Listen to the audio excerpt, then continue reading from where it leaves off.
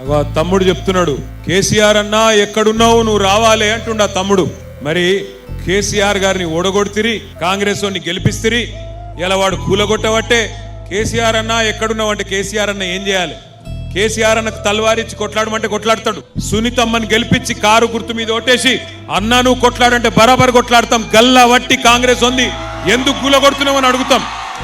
కానీ ఎవడైతే కూలగొడుతుండో, ఎవడైతే పేదోళ్ళకి ఇల్లు లేకుండా చేస్తుండో మళ్ళా వానికే ఓటేసి అన్నా ఓటు నీకే ఇస్తాం కానీ కొట్లాట మాత్రం కేసీఆర్ అన్న కొట్లాడాలంటే యాడికెళ్ళి కొట్లాడాలి?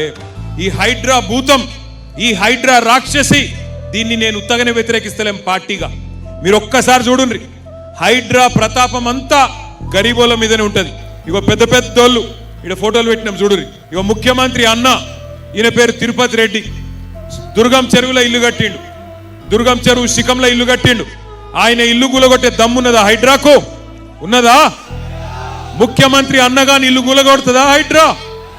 అగో శ్రీనివాసరెడ్డి, పొంగులేటి శ్రీనివాసరెడ్డి మంత్రి, ఆయన ఇల్లు చెరువులో కట్టిండు, కూలగొడుతుందా హైడ్రా? పట్నం మహేందర్ రెడ్డి, ఆయన ఇల్లు కూలగొడుతుందా హైడ్రా?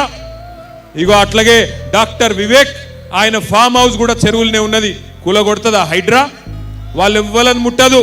పెద్ద పెద్దోళ్ళు, డబ్బులు నోళ్ళు, కాంగ్రెస్ వాళ్ళు వాళ్ళై ముట్టది.